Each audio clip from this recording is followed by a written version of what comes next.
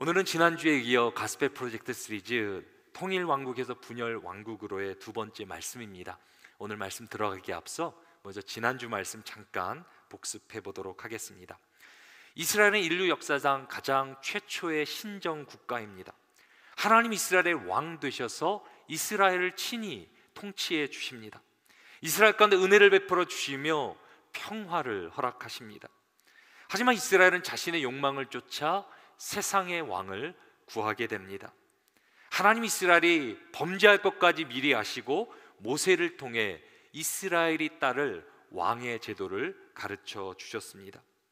이스라엘 왕은 세상의 왕과 달라야 했습니다. 세상의 왕은 모든 주권이 자신에게 있지만 이스라엘의 왕은 모든 주권을 하나님께 돌려드려야 했습니다. 그렇게 할 때 하나님이 친히 이스라엘의 왕이 되셔서 형통케 하시겠노라 약속하십니다. 이제 하나님은 이스라엘 가운데 사울을 택하셔서 왕이 되게 하십니다. 사울은 왕이 될 자격이 없는 사람입니다. 뛰어난 가문 출신도 아니고 능력도 탁월한 사람이 아닙니다. 왕으로 기름 부음 받고 제비까지 뽑혔지만 진보딸이 뒤에서 숨어 있었던 겁쟁이였습니다. 사울이 이스라엘 초대 왕이 된 것은 전적인 하나님의 은혜요 주권이었습니다. 이제 오늘은 사울의 두 번째 이야기, 구원하는 왕 사울이라는 제목으로 말씀의 은혜를 여러분들과 나누려고 합니다. 하나님은 사울을 이스라엘 왕으로 세우셨습니다. 하지만 이스라엘 가운데는 사울을 반대하는 무리들이 있었습니다. 사무엘상 10장 27절입니다. 어떤 불량배는 이르되 이 사람이 어떻게 우리를 구원하겠느냐 하고 멸시하며 예물을 바치지 아니하였으나 그는 잠잠하였더라. 이스라엘 가운데는 이 사람이 어떻게 우리를 구원하겠느냐, 하나님이 택하신 사울을 멸시하며 왕으로도 인정하지 않았습니다. 성경은 이들을 불량배, 원어적인 의미로 보면 가치가 없는 자들이라고 말합니다. 이 단어는 전에 한번 쓰여진 적이 있는데요, 레위 사람을 겁탈하려고 했던 그 악한 사람들, 더 나아가 하나님을 멸시했던 엘리 제사장의 아들들에게 쓰여진 단어입니다. 이들의 공통점이 무엇입니까? 하나님의 뜻을 따르기보다는 자신의 소견대로 행했던 사람들입니다. 성경은 하나님의 뜻에서 멀어진 삶을 죄라고 정의하고 가치 없는 삶이라고 우리에게 가르쳐 줍니다. 근데 정작 사울조차, 하나님께서 택하신 사울조차 하나님의 뜻을 잘 헤아리지 못합니다. 사울은 애당초 왕이 되고 싶은 꿈도 마음도 없었습니다. 그래서 사람들이 멸시할 때 아무 말도 못하고 자신도 잠잠합니다. 사울은 자신이 자격 없다라는 사실을 누구보다 더 잘 알고 있었습니다. 이런 사울의 모습은 성경의 다른 믿음의 사람들에게도 동일하게 발견됩니다. 모세도 하나님이 부르시며 그 하나님의 부르심 앞에 나는 입이 뻣뻣하고 혀가 둔한 자라 라고 말하며, 선지자 예레미야도 나는 아이라서 말할 줄 모른다 라며 두려워했습니다. 우리는 하나님이 실력 있고 준비된 사람을 먼저 사용할 것이라 생각합니다. 하나님은 분명 잘 준비된 사람을 사용하십니다. 하지만 하나님은 사울같이 부족하고 준비되지 않고 자격 없는 자도 들어 사용하십니다. 모세의 경우는 어땠습니까? 이집트의 왕자로 세상의 모든 자격을 갖췄을 때가 아니라 미디안의 광야, 아무런 가치가 없던 떨기 나무 같던 그 상황에 모세를 하나님은 들어 사용하십니다. 부르심의 근거는 우리의 자격에 있는 것이 아니라 전적인 하나님의 주권입니다. 사랑하는 성도 여러분, 한번 생각해 보시기 바랍니다. 인간이 얼마나 준비를 하여야, 준비가 되어야 하나님께 쓰임 받겠습니까? 얼마나 믿음의 연단을 받고 얼마나 하나님의 말씀을 연구해야 하나님을 섬길 만한 자격이 주어질 수 있겠습니까? 우리가 평생을 드리고 바친들 어찌 그분의 지식을, 그분의 영광을 다 깨달아 담을 수 있겠습니까? 오늘 우리가 드리는 예배만 해도 그렇지 않습니까? 죄인된 우리가 어찌 감히 영광스러운 거룩하신 하나님의 임재 앞에 예배로 나갈 수 있습니까? 구약의 율법대로라면 우리는 하나님의 거룩한 임재 앞에 죽어야 합니다. 우리가 이 시간 하나님 앞에 나아가 예배할 수 있는 오직 근거가 무엇입니까? 오직 근거는 예수 그리스도의 십자가, 그분의 십자가의 보혈로 말미암아 우리가 죄사함을 받고 하나님의 보좌 앞에 나갈 수 있는 담력을 얻게 되었음을 믿으시기 바랍니다. 우리가 이 시간에 예배드리는 것은 오직 예수 그리스도의 십자가의 공로 은혜입니다. 그래서 하나님의 부르심은 전적인 하나님의 은혜입니다. 우리는 오직 하나님의 은혜로 부르심을 받았습니다. 그리고 부르심에는 분명한 목적이 있습니다. 레위기 11장 45절은 그 목적을 이렇게 기록합니다. 나는 너희의 하나님이 되려고 너희를 애굽 땅에서 인도하여 낸 여호와라. 내가 거룩하니 너희도 거룩할지어다. 내가 거룩하니 너희도 거룩할지어다. 부르심의 목적은 거룩입니다.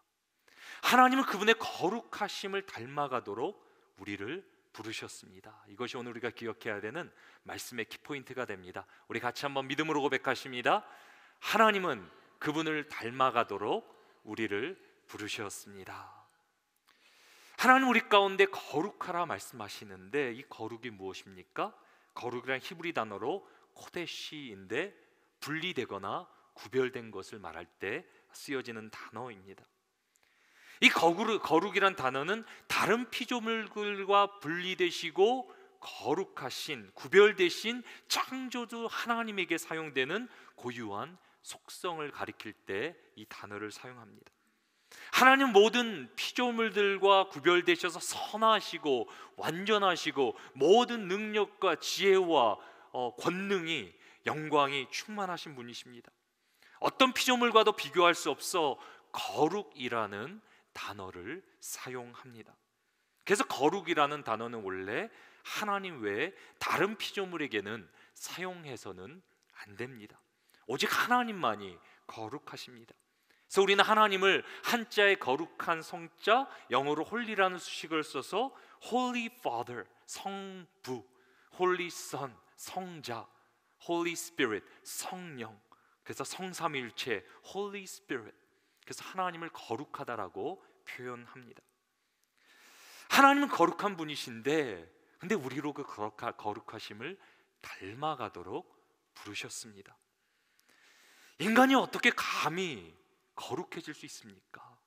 하나님 앞에 우리는 얼마나 더럽고 추악한 존재입니까?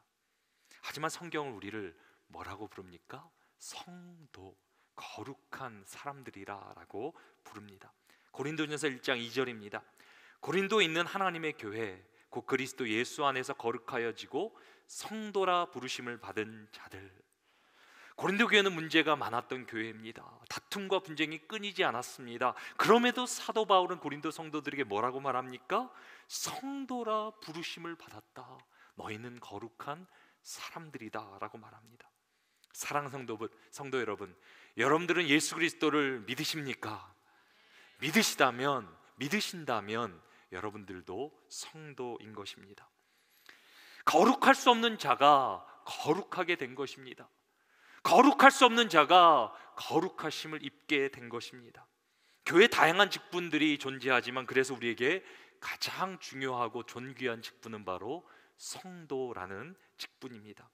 성도라 하나님의 거룩한 백성으로 부름받아 그분의 거룩하심을 닮아가며 그분의 영광을 위해 쓰임받는 사람을 의미합니다. 한 나라의 대통령에게 부름받아도 얼마나 대단한 것입니까? 하물며 모든 만물을 창조하시고 지금도 붙들고 계신 왕의 왕이신 하나님께 부름받아 쓰임받게 된다는 것 얼마나 영광스러운 일입니까? 우리 한번 옆에 분들에게 이렇게 한번 인사했으면 좋겠습니다. 성도가 되신 것을 대단히 축하드립니다. 우리 옆에 분들에게 한번 인사했으면 좋겠습니다. 우리가 거룩한 백성, 성도가 된 것은 가장 복된 일이며 가문의 영광이 될 만한 일입니다. 이 사실을 잘 보여주는 사람이 오늘 본문의 사울입니다. 하나님은 사울이라는 한 연약한 사람을 들어 그분의 영광을 드러내십니다. 오늘 본문은 이스라엘의 위기로부터 시작됩니다. 사무엘상 11장 1절입니다. 암몬 사람 나하스가 올라와서 길르앗 야베스에 맞서 진침해 야베스 모든 사람들이 나하스에게 이르되 우리와 언약하자, 그리하면 우리가 너를 섬기리라 하니. 사울이 이스라엘 왕으로 세움받은 지 한 달 정도 되었을 때 암몬이란 나라가 이스라엘을 침공해 옵니다. 이 전쟁이 길르앗 야베스 전쟁입니다. 암몬은 이스라엘 동쪽에 위치한 나라로 역사적으로는 아브라함의 조카 롯의 자손들입니다. 그래서 하나님은 암몬 자손과 싸우지 말라라고 이스라엘에게 명령하십니다. 하지만 암몬은 계속해서 이스라엘을 침공해 옵니다. 암몬과의 첫 번째 전쟁은 사사 시대 때 이루어졌습니다. 하나님은 그때 입다를 사사로 세우셔서 이스라엘을 구원하십니다. 그리고 암몬의 두 번째 침공이 오늘 본문의 사건이 됩니다. 암몬은 요단 동쪽에 위치한 길르앗 야베스를 공격합니다. 그런데 야베스 사람들은 전쟁을 바로 포기해버리며 조약을 맺자라고 제안합니다. 하지만 암몬 왕 나하스는 조약 맺기를 거부하고 야베스 사람들의 오른쪽 눈을 다 빼겠다, 이스라엘을 모욕할 것이라 라고 그렇게 전합니다. 그래서 야베스 사람들은 이스라엘 지파들에게 구원을 요청할 7일간의 여유를 달라라고 그렇게 부탁합니다. 그리고 암몬 왕은 그 부탁을 기꺼이 받아들입니다. 그 당시 왕이 강력한 권력을 행사했던 왕정 국가와는 달리 이스라엘 같은 지파들로 이루어진 부족 국가에서는 일주일 안에 군사를 모은다는 것은 불가능한 일이었습니다. 암몬 왕은 사울이 이스라엘 왕으로 세워진 사실을 알지 못했습니다. 설령 그 사실을 알았더라도 현재 사울은 왕으로 구실을 하지도 못하고 역할을 감당하지도 못하고 있습니다. 야베스 사람들도 절체절명의 순간 가운데, 위기 가운데 이스라엘 지파에게 도움을 구하긴 했지만 큰 기대는 없었습니다. 기대가 있었다면 애당초 암몬이 쳐들어올 때 이스라엘 지파들에게 먼저 도움을 구했을 것입니다. 야베스 사람들은 이스라엘에게 배신자 같은 그런 존재였습니다. 사사시대 말기 레위 사람의 첩이 겁탈을 당하고 죽게 되었을 때, 그런 끔찍한 사건이 이스라엘 가운데 일어날 때 레위 사람이 어떻게 합니까? 분노하고 자기 죽은 첩의 시체를 12도강을 내서 이제 이스라엘 지파들에게 보냅니다. 이로 인해 이스라엘의 모든 지파가 모이게 되고 미스바라는 곳에 모여 힘을 연합하게 됩니다. 근데 그때 나오지 않았던 딱 한 지역의 사람들이 있었습니다. 사사기 21장 8절입니다. 또 이르되 이스라엘 지파 중 미스바에 올라와서 여호와께 이르지 아니한 자가 누구냐 하고 본즉 야베스 길르앗에서는 한 사람도 진영에 이르러 총회에 참여하지 아니하였으니. 이스라엘의 위기 가운데 유독 야베스 사람들만 동참하지 않았습니다. 위기 가운데 아무런 도움도 주지 않았는데 이제 위기를 당했다고 무슨 면목으로 도움을 구할 수 있겠습니까? 야베스 사람들은 이스라엘의 왕으로 세움받은 사울에게까지 도움을 구하지 않습니다. 사울을 왕으로 인정하지도 도움을 기대하지도 않았던 것입니다. 그렇다면 내용의 전개상 야베스 사람들은 어떻게 됩니까? 이제 멸망을 당해야 되는 순간이 다가오고 있습니다. 그런데 이때 놀라운 반전이 일어나게 됩니다. 오늘 본문 사무엘상 11장 5절과 6절 말씀 우리 같이 한번 읽어보십니다. 마침 사울이 밭에서 소를 몰고 오다가 이르되 백성이 무슨 일로 우느냐 하니 그들이 야베스 사람의 말을 전하니라. 사울이 이 말을 들을 때에 하나님의 영에게 크게 감동되매 그의 노가 크게 일어나. 지금 사울이 뭐 하고 있습니까? 밭에서 소와 이렇게 서로 밭을 갈다가 돌아오고 있습니다. 사울은 이스라엘의 왕이 되었지만 왕의 모습과는 전혀 상관없는 평범한 일상을 살아갑니다. 근데 이런 사울에게 야베스 사람들의 소식이 전해지며 그때 하나님의 영이 강력하게 임재하기 시작합니다. 그리고 사울 안에 하나님의 거룩한 분노가 일어납니다. 하나님 백성을 조롱하는 암몬을 향한 분노, 더 나아가 자신의 종족이 멸망을 당하게 되었는데 하나 되지 못하고 연합하지 못하고 무기력하게 있는 이스라엘의 현실. 그 하나님의 거룩한 분노 가운데 사울이 어떻게 반응합니까? 자신이 몰고 오던 두 마리 소를 그 자리에서 죽이게 됩니다. 그리고 각을 떠서 이스라엘 전역에 보내게 됩니다. 그리고 자신을 따르지 않는다면 그들의 소들도 이같이 되리라라는 무시무시한 메시지를 이스라엘 전부에게 전하게 됩니다. 그리고 성령 충만함으로 하나님의 분노에 휩싸인 사로잡힌 사울을 통해 이스라엘 가운데 놀라운 일이 일어납니다. 사무엘상 11장 7절입니다. 여호와의 두려움이 백성에게 임하매 그들이 한 사람같이 나온지라. 성령 충만한 사울을 통해 이스라엘 가운데 하나님의 두려움이 엄습해 옵니다. 그리고 이스라엘 마치 한 사람같이 연합하는 모습을 보여주게 됩니다. 이렇게 모인 이스라엘 장정이 무려 33만 명. 상상이 되십니까? 이 사울의 한마디에 이스라엘의 33만 명의 장정들이 모이게 됩니다. 이 숫자는 이스라엘 전체 성인 남성 인구의 절반이 넘는 그런 숫자가 됩니다. 하나님은 이스라엘의 위기 가운데 사울에게 성령 충만함을 주셔서 분열된 이스라엘을 하나로 연합시켜 주십니다. 하나님은 사울을 연합의 사람으로 부르십니다. 이것이 오늘 우리가 말씀을 통해 기억해야 될 첫 번째 포인트가 됩니다. 우리 같이 한번 믿음으로 고백하십니다. 하나님은 우리를 연합의 사람으로 부르십니다. 오늘 본문은 이스라엘 백성이 한 사람같이 나오게 되었다라고 전합니다. 저는 이것이 상당히 흥미로운 거예요. 어떻게 공동체가 하나 될 수 있는가? 어떻게 교회가 하나 될 수 있는가? 어떻게 우리의 가정이 하나 될 수 있는가? 우리가 얼마나 다릅니까? 우리의 배경과 생각, 취향 너무나 다릅니다. 한 사람도 똑같은 사람이 없습니다. 한 배에서 나온 쌍둥이도 다릅니다. 우리는 공동체를 하나 되게 하는 능력을 리더십이라고 부릅니다. 그래서 세상 사람들은 언어와 논리, 정치, 사회, 경제, 철학 같은 학문을 통해 사람을 하나 되게 하는 이 리더십을 연구합니다. 그런데 오늘 본문에 사울이 보여주고 있는 리더십은 세상에서 전혀 찾아볼 수도 없는 또 다른 차원의 리더십이 됩니다. 사울이 누구입니까? 리더십과는 전혀 거리가 멀었던 사람입니다. 자신감도 용기도 없고 리더가 되고 싶은 마음도 없었습니다.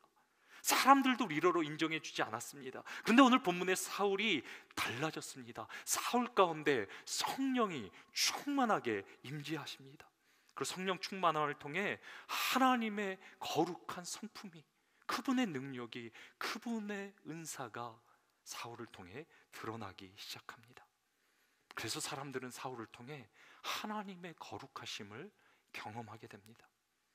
오늘 본문에서 사울이 보여주고 있는 리더십은 세상과는 차원이 다른 리더십입니다. 인간의 모든 것을 뛰어넘는 하나님의 거룩함을 드러내는 리더십입니다. 사랑하는 성도 여러분, 인간이 소유할 수 있는 가장 탁월한 리더십은 바로 성령 충만한 삶입니다.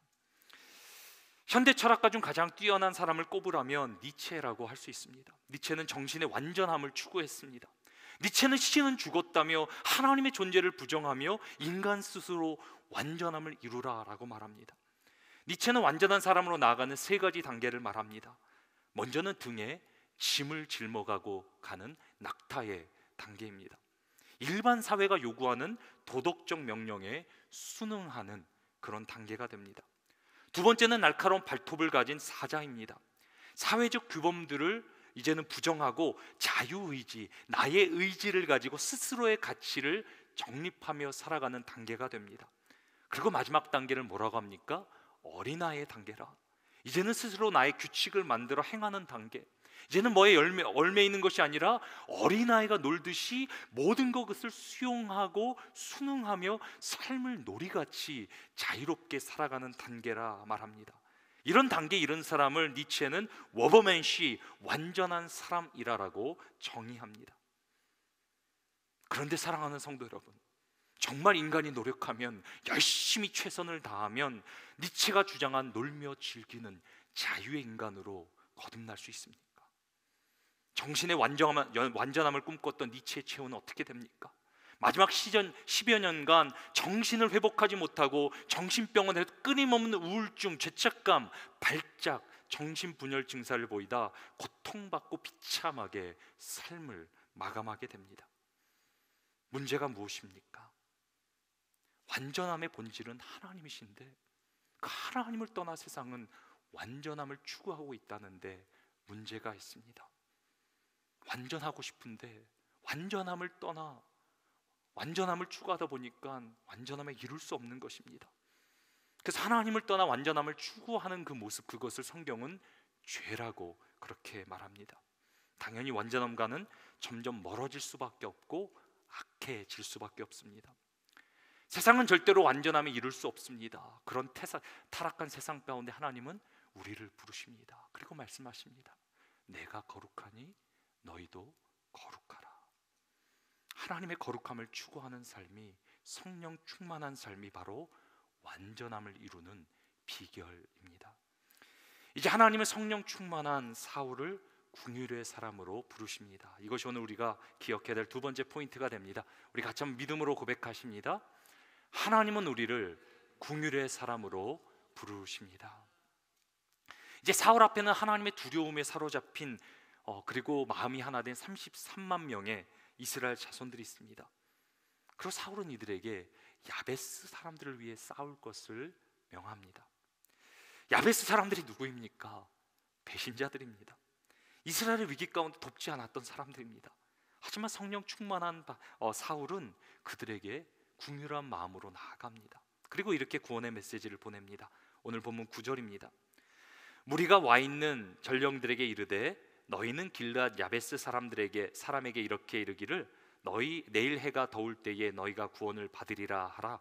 전령들이 돌아가서 야베스 사람들에게 전하매 그들이 기뻐하니라. 이 구원의 소식을 듣고 야베스 사람들이 얼마나 감격하며 기뻤겠습니까? 세상의 순리대로라면, 방법대로라면 야베스 사람들은 버림받아 멸망당해야 됩니다. 하지만 야베스 사람들은 궁휼을 경험한 것입니다. 이 궁휼이 누구로부터 왔습니까? 하나님으로 왔습니다. 그래서 이 궁휼은 사울로 비롯된 것이 아니라 하나님 아버지의 마음입니다. 하나님의 궁휼로 인해 이스라엘은 절대로 하나 될 수 없는 배신자, 원수 같은 야베스 백성들과 하나가 됩니다. 이스라엘 역사 가운데 분열되었던 상처가 회복되며 하나 되는 놀라운 순간입니다. 이스라엘 가운데 하나님의 나라가, 하나님의 통치가 회복된 것입니다. 이런 이스라엘 하나님이 얼마나 기뻐하셨겠습니까? 하나님 이스라엘 가운데 놀랍게 역사하시며 승리를 주십니다. 암몬과의 전쟁에서 대승을 거두게 하시며 야베스 사람들은 멸망 가운데 구원을 얻게 됩니다. 저는 이런 역사가 정말 하나님의 궁휼이 임함으로 우리가 하나 되고 하나님이 역사하시고 하나님께서 놀라운 승리를 주시는 삶이 우리의 가정 가운데 또 우리의 공동체 가운데 펼쳐지게 되기를 주님의 이름으로 축원합니다. 이제 사울은 암몬과의 승리를 통해 이스라엘의 영웅이 됩니다. 그래서 사울을 향한 사람들의 태도가 180도 달라지게 됩니다. 이제 사울을 향해 이렇게 말합니다. 오늘 보면 12절입니다. 백성이 사무엘에게 이르되 사울이 어찌 우리를 다스리겠느냐? 한 자가 누구니까? 그들을 끌어내소서 우리가 죽이겠나이다. 그전에는 아무 말도 하지 못했던 사람들이 이제는 사울에게 충성을 다하며 사울을 지켜높입니다. 모든 이스라엘 성령 충만한 사울을 왕으로 인정하며 충성을 다합니다. 그리고 예전에 사울을 비방하고 왕으로 인정했지 않았던 사람들을 우리가 죽이겠다, 우리가 처단하겠다라고까지 말합니다. 사랑하는 성도 여러분, 왜 사울 안에도 그들을 처단하고 싶은 마음, 복수하고 싶은 마음이 없었겠습니까? 이제 사울은 그럴 만한 상황도 되었고 능력도 갖추었습니다. 하지만 성령 충만한 사울은 어떻게 반응합니까? 자신을 미워한, 자신을 그렇게 모멸한 사람들까지도 용서합니다. 하나님은 사울을 용서의 사람으로 부르십니다. 이것이 우리가 기억해야 될 마지막 세 번째 포인트입니다. 우리 함께 믿음으로 고백하십니다. 하나님은 우리를 용서의 사람으로 부르십니다. 사울은 자신을 비방했던 아무런 가치 없는 자들까지도 용서하는 아량을 베풀어 줍니다. 오늘 본문의 사울은 성령 충만한 가운데 자신의 더러운 것, 자신의 부족함이 아니라 하나님의 거룩하심을 드러내는 인물로 등장합니다. 이런 사울을 보며 왜 감동이 되지 않겠습니까? 성령 충만한 사울의 결론을 오늘 본문 14절과 15절은 이렇게 기록합니다. 우리 함께 읽겠습니다. 사무엘이 백성에게 이르되 오라, 우리가 길갈로 가서 나라를 새롭게 하자. 모든 백성이 길갈로 가서 거기서 여호와 앞에서 사울을 왕으로 삼고 길갈에서 여호와 앞에 화목제를 드리고 사울과 이스라엘 모든 사람이 거기서 크게 기뻐하니라. 아멘. 부족하고 자격되지 않았고 사람들이 인정받지 못했던 사울이었지만 성령 충만함이 임할 때 하나님의 거룩하심을 드러내며 온 이스라엘 가운데 드디어 왕으로 세움받게 됩니다. 오늘 말씀을 생각하며 크라이스트 커넥션 우리 같이 한번 읽겠습니다. 사울 왕은 백성들을 연합시켜 적을 물리치고 승리한 후 자신을 반대하던 자들에게 긍휼을 베풀었습니다. 왕이신 예수님은 자신의 죽음으로 죄로 원수되었던 자들에게 긍휼을 베풀어 주심으로 죄의 권세를 이기셨고 모든 사람이 용서받고 믿음으로 하나님과 연합할 수 있도록 하셨습니다. 아멘. 이제 이번 주에 우리가 적용할 수 있는 두 가지만 생각해 보도록 하겠습니다. 첫 번째, 오늘 사울이 성령 충만하며 하나님의 거룩하심을 드러낸 것처럼 우리도 하나님의 성품을 닮아가야 됩니다. 하나님을 닮아가는 것, 그분의 거룩하심을 따라 사는 삶, 그것이 우리가 정말 원하는 소망이자 우리의 기쁨인 것입니다. 그러기 위해서 우리는 어떻게 해야 됩니까? 하나님을 더 알아야 됩니다. 그 알기에 힘써야 됩니다. 우리가 매일매일 리딩 지저스를 통해 하나님의 말씀을 봅니다. 그러나 그것이 이제 기계적인 것이 아니라 정말 하나님을 더 알기를 원합니다. 깨달기를 원합니다. 하나님의 거룩하심을 내 삶을 통해 드러내기를 원합니다. 간절히 소망함으로 한 주 하나님 말씀을 대했으면 좋겠습니다. 이제 한 절반 정도를 저희가 이제 지나다 보니까 여러분들 가운데 어떤 분들은 좀 지친 분들도 계시고 그냥 기계적으로 읽는 분들도 계시고 아니 멈춘 분들도 계실 텐데요. 다시 한번 우리를 살리는 하나님의 말씀, 정말 우리가 하나님을 닮아간다면 이번 주 어떤 역사가 일어나겠습니까? 성령의 충만함을 받아 우리가 하나님의 거룩하심을 살아간다면 우리의 가정, 우리의 일터, 우리의 교회, 하나님께서 우리를 통해 하나 되게 하시며 놀랍게 역사하실 줄 믿습니다. 그리고 여러분들 특별히 우리 교회 가운데 제자훈련 같은 것이 일어나면요, 여러분들 함께 하세요. 예수님을 닮아가는 것을 가장 큰 여러분들의 가치를 삼아 살아가세요. 그러면 여러분들의 삶이 달라집니다. 하나님께서 역사하십니다. 그리고 우리가 하나님의 그 성품을 담기 위해서는 어떻게 해야 됩니까? 오늘 본문의 사울과 같이 성령 충만해야 됩니다. 그래서 이번 한 주 우리는 특별히 성령 충만함을 구해야 됩니다. 성령 충만이 무엇입니까? 하나님의 통치에 나의 삶을 던지는 것, 하나님의 영향력에 나의 전부를 맡기는 것을 말합니다. 하나님이 내 삶의 왕으로 임재하시며 그분의 성품과 능력과 은사가 사울과 같이 드러나는 삶, 그 삶을 우리는 성령 충만한 삶이라 부릅니다. 성경 우리 보고 세상에 취하지 말라 그럽니다. 술 취한 것은 방탕한 것이라, 좋아 보여도 황홀해 보여도 결국 그것은 인생을 망가뜨리며 낭비하게 하며 망하게 한다라고 말합니다. 하지만 성령 충만을 받으면 어떻게 됩니까? 인생이 달라지고 하나님의 나라가 임하고 하나님이 우리의 삶을 다스려 주십니다. 그리고 비로소 우리는 세상이 바라는 그 완전한 삶, 하나님의 자녀로 우리는 살아갈 수 있습니다. 성령 충만하게 우리는 특별히 어떻게 해야 됩니까? 기도해야 됩니다. 기도가 무엇입니까? 나의 모든 걸 내려놓고 하나님 전부를 구하는 것, 그분의 뜻에 순복하는 것, 우리는 기도라 그럽니다. 이 성령의 충만함을 우리는 여러 가지로 표현하는데요, 나를 예수 그리스도로 못 박는다, 또 하나님을 나의 왕으로 삼는다, 하나님께 나의 전부를 드린다, 그 모든 것이 같은 의미가 됩니다. 그리고 기도는 나의 전부를 순복해 하나님의 뜻에 복종하는 것, 그것이 기도가 됩니다.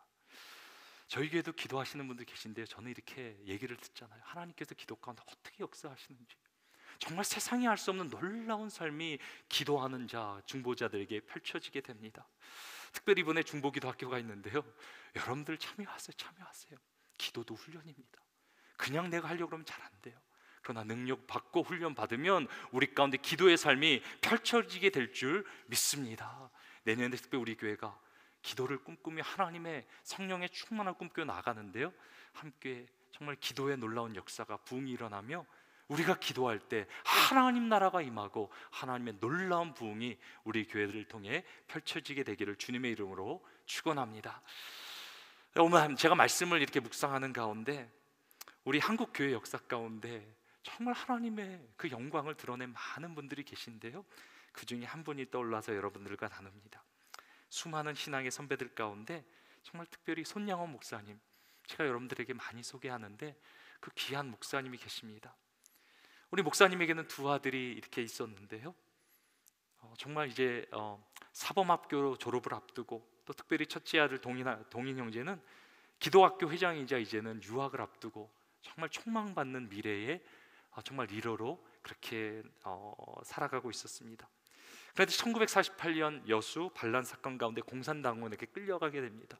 형이 끌려갔다는 소식을 듣자 동생이 이제 동신 형제가 이제 쫓아가서 형은 너무 지금 귀한 사명이 있으니 자신을 대신 죽여달라라고 애원하는 가운데 두 형제가 공산당원 앞에 복음을 전하다가 순교하게 됩니다. 그때 형의 나이가 25, 동생의 나이가 19살이었습니다. 꽃다운 나이에 순교하게 된 것입니다. 이 소식을 들은 손양원 목사님은 그 당시 예배를 인도하고 있었는데요, 순교 소식을 듣고도 예배를 정상적으로 인도하고 마지막에 이렇게 감사기도를 드렸다 그럽니다.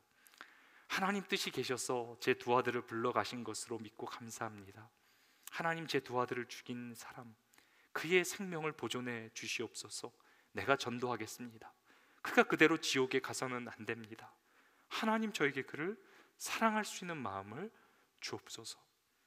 어찌 기도가 인간이 드릴 수 있는 기도입니까? 내 두 아들이 비참히 살해를 당했는데 어찌 그 원수를 내 아들로 삼을 수 있도록 그 원수의 생명을 보존해달라고 기도할 수 있습니까? 근데 이것이 하나님 아버지의 마음이죠. 자신의 아들을 죽임까지 우리를 사랑하신 하나님의 아들. 그 손양원 목사님은 두 아들의 장례식에서 10가지 감사 제목, 그 아들을 불러가심이 너무 감사해 이렇게 감사 제목을 나눴다 그럽니다. 우리 같이 한번 10가지 감사, 우리의 기독교 역사 가운데 주신 귀한 그런 우리의 정말 하나님이 주신 그런 귀한 그런 제목이 되는데요, 우리 같이 한번 우리 첫째부터 우리 같이 한번 읽어보겠습니다. 첫째, 나 같은 죄인의 혈통에서 순교의 자식들이 나오게 하셨으니 하나님 감사합니다. 둘째, 허다한 많은 성도들 중에 어찌 이런 보배들을 주께서 하필 내게 맡겨주셨는지 그 점 또한 주님 감사합니다. 셋째, 삼난 삼녀 중에서도 가장 아름다운 두 아들 장자와 차자를 바치게 된 나의 축복을 하나님 감사합니다. 넷째, 한 아들의 순교도 귀하다 하거늘 하물며 두 아들의 순교이리요 하나님 감사합니다. 다섯째, 예수 믿다가 누워 죽는 것도 큰 복이라 하거늘 하물며 전도하다 총살 순교 당함이리요 하나님 감사합니다. 여섯째, 미국 유학 가려고 준비하던 내 아들 미국보다 더 좋은 천국에 갔으니 내 마음이 안심되어 하나님 감사합니다. 일곱째, 나의 사랑하는 두 아들을 총살한 원수를 회개시켜 내 아들 삼고자 하신 사랑의 마음을 주신 하나님 감사합니다. 여덟째, 내 두 아들의 순교로 말미암아 무수한 천국의 아들들이 생길 것을 믿어지니 우리 하나님 감사합니다. 아홉째, 이 같은 역경 중에서도 이상 8가지 진리와 하나님 사랑을 찾는 기쁜 마음, 여유 있는 믿음 주신 우리 주 예수 그리스도께 감사합니다. 10번째, 이렇듯 과분한 축복 누리게 된 것을 감사합니다. 장례 예배는 눈물 바다를 이루었지만 선 목사님은 슬퍼하기보다 영광일세 영광일세, 내가 누릴 영광일세 힘차게 찬송을 부르셨다 그럽니다. 그리고 우리가 잘 아는 대로 선 목사님은 아들을 죽인 안재선을 양자로 삼아 손재선이라는 이름을 주고 나중에 신학까지 공부시키는 놀라운 사랑의 기적을 이루게 됩니다. 그래서 우리는 손영아 목사님을 사랑의 원자탄이라고 부릅니다. 어찌 이것이 인간으로 가능한 일이겠습니까? 성령 충만함으로 한 인간의 연약한 가운데 손양호 목사님은 하나님의 거룩하심을 드러내는 삶을 살아간 것입니다. 이런 목사님 같은 분이 한국 역사 가운데 있는데 어찌 하나님께서 한국 교회를 가만히 내버려 두시겠습니까? 하나님께서 이런 분들의 귀한 믿음의 순결한 삶을 들어 놀라운 부흥을 이루게 하신 것입니다. 이제는 우리가 이 길을 걸어가야 됩니다. 하나님은 지금도 우리 가운데 말씀하십니다. 우리 레위기 12장 45절 말씀 우리 같이 한번 읽겠습니다. 나는 너희의 하나님이 되려고 너희를 애굽 땅에서 인도하여 낸 여호와라. 내가 거룩하니 너희도 거룩할지어다. 주님 말씀하십니다. 내가 거룩하니 너희도 거룩하라. 한 주간 이 말씀 붙들고 오늘도 하나님의 거룩하심을 닮아가려 애쓰는 가운데 하나님의 완전하심이 우리 가운데 임하고 하나님의 거룩하심이 이 땅 가운데 보여주는 주님의 귀한 자녀들로 살아가게 되길 주님의 이름으로 축원합니다.